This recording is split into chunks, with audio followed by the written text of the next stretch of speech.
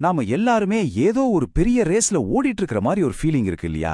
ஆனா எதுக்காக ஓடுறோம்? இந்த ஆட்டத்தோட ரூல்ஸ் என்னன்னு சரியா தெரியாமலேயே ஓடிட்டு இருக்கிற மாதிரி தோணும். இன்னைக்கு அந்த ஓட்டத்துக்கு பின்னாடி என்ன இருக்கு, இந்த விளையாட்டுக்காக ஏற்கனவே எழுதி வச்சிருக்கிற விதிகள் என்னென்னு கொஞ்சம் உள்ள இறங்கி பார்க்கலாம். சரி, ஒரு நேரடியான கேள்வி. நாம ஏன் இந்த ரேஸ்ல இருக்கோன்னு ஒரு நிமிஷம் கூட யோசிக்காம மத்தவங்க ஓடுறாங்க, அதனால நாமளும் ஓடணும்னு ஓடிட்டு இருக்கோமா? இந்த கேள்விக்குள்ளதான் நாம இன்னைக்கு தேட போற பல பதில்கள் ஒளிஞ்சிருக்கு. இதுக்கு ஒரு முக்கியமான காரணம் என்னவா இருக்குன்னு பார்த்தா, நம்ம மூல ஆதாரங்கள்ல இருந்து வர்ற இந்த ஒரு வரிதான். நமக்கு எதை பத்தி யோசிக்கணும்னு சொல்லிக் கொடுக்கப்படுதே தவிர எப்படி யோசிக்கணும்னு சொல்லிக் கொடுக்கப்படுறதில்ல. அதாவது சுதந்திரமா சிந்திச்சு ஒரு முடிவுக்கு வர்றதுக்கு பதிலா சமூகம் நமக்காக ஏற்கனவே ரெடி பண்ணி வச்சிருக்கிற சில பதில்களை நோக்கி நாம தள்ளப்படுறோம். சரி, வாங்க முதல் பகுதிக்குள்ள போலாம். தலைப்பு கேள்வி கேட்கப்படாத பந்தயம். நாம ஏன் ஒரு பெரிய மெஷின்ல ஒரு சின்ன நட்டு போல்ட் மாதிரி ஃபீல் பண்றோம்? நமக்கே தெரியாம எப்படி இந்த பந்தயத்துல தொடர்ந்து ஓட வைக்கப்படுறோம்? இத பத்தி தான் இப்ப பார்க்க போறோம். யோசிச்சு பாருங்க, நம்ம வாழ்க்கை ஒரு நவீன ட்ரெட்மில் மாதிரி தான். பாலிடிக்ஸ்ல உண்மையான விஷயங்களை விட தலைவர்களோட இமேஜ பார்த்து தான் நாம ஓட்டு போடுறோம். நம்ம எஜுகேஷன் சிஸ்டம் புதுசா யோசிக்கிறவங்களை உருவாக்குறத விட ஒரு கம்பெனிக்கு வேலை செய்ய தேவையான ஆட்களை, அதாவது கார்ப்பரேட் அடிமைகளை உருவாக்குறதுல தான் கவனம் செலுத்துது. அப்புறம் நம்ம ஆசை, வீடு, காரு, பேங்க்ல 10 கோடி ரூபான்னு ஒரு ரெடிமேட் கனவு நமக்காக செட் பண்ணி வைக்கப்பட்டிருக்கு. சொல்ல போனா இந்த சொசைட்டிங்கிற மெஷினுக்கு தேவையான ஒரே மாதிரி ஸ்பேர் பார்ட்ஸ் மாதிரி நம்மள ரெடி பண்றாங்க. அப்போ இது எல்லாத்துக்கும் பின்னாடி இருக்கிற ஒரு மேஜிக் வார்த்தை என்ன தெரியுமா? பாதுகாப்பு, அதாவது செக்யூரிட்டி. ஆனா அந்த பாதுகாப்புனா உண்மையிலே என்னன்னு நம்ம ஒருபோதும் யோசிச்சு வரையறுக்கிறதே இல்ல. சமூகம் எதை பாதுகாப்புன்னு சொல்லுதோ அதை நோக்கி கண்மூடித்தனமா ஓடிக்கிட்டே இருக்கும். இப்போதான் நாம இந்த விஷயத்தோட மையப்புள்ளிக்கே வரோம். இதுவரைக்கும் நாம பேசின இந்த உணர்வுகள், அழுத்தங்கள் எல்லாமே வெறும் காத்துல பேசுற விஷயங்கள் கிடையாது. இது எல்லாமே நிஜமான எழுதப்பட்ட விதிகளால கட்டுப்படுத்தப்படுது. அந்த சிஸ்டத்தோட ரூல் புக்கை தான் இப்ப நாம புரட்டி பார்க்க போறோம். ஆச்சரியமா இருக்குல்ல? நாமலாம் நினைச்சுக்கிட்ட அன்ரிட்டன் ரூல்ஸ் எல்லாமே நிஜத்துல பக்காவா எழுதப்பட்ட சட்டங்கள். இதுதான் இந்த ஆட்டத்தோட நாம தெரிஞ்சுக்க வேண்டிய ஒரு முக்கியமான ரகசியம். ஆமாங்க, நீங்க பாக்குறது இந்திய அரசோட வருமான வரி சட்டம். நாம எல்லாரும் விளையாடிட்டு இருக்கிற அந்த பண விளையாட்டுக்கான அதிகாரப்பூர்வ ரூல் புக் இதுதான்.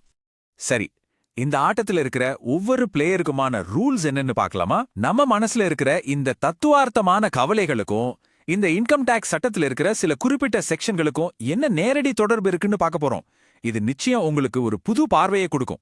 மூல ஆதாரங்கள்ல இருந்து வர்ற இந்த வாக்கியத்தை கொஞ்சம் கவனிங்க.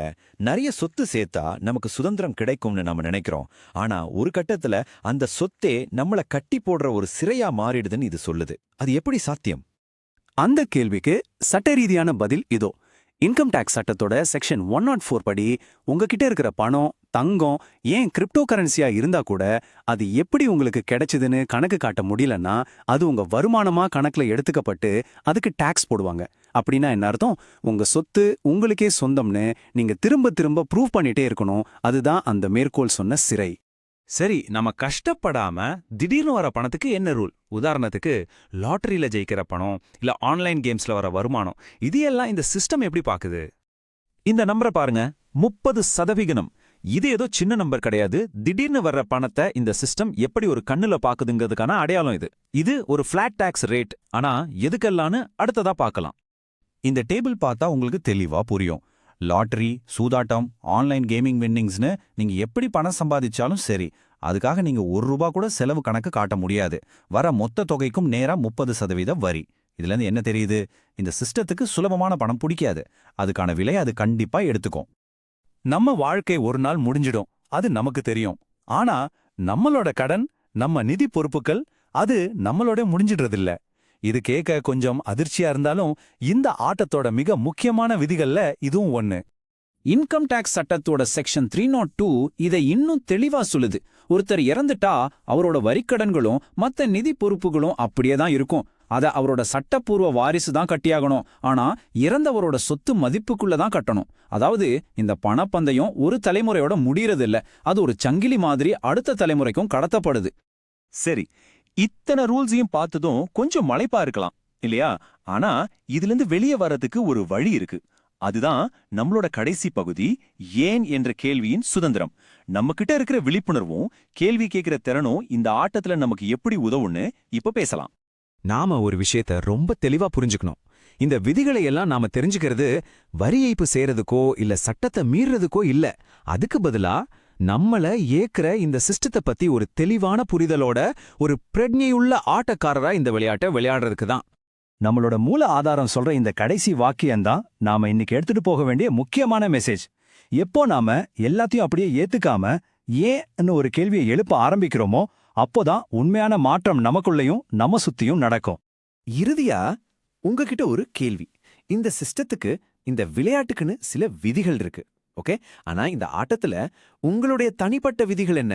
நீங்க எதுக்காக இந்த ஓட்டத்துல ஓடிட்டு இருக்கீங்க? யோசிச்சு பாருங்க.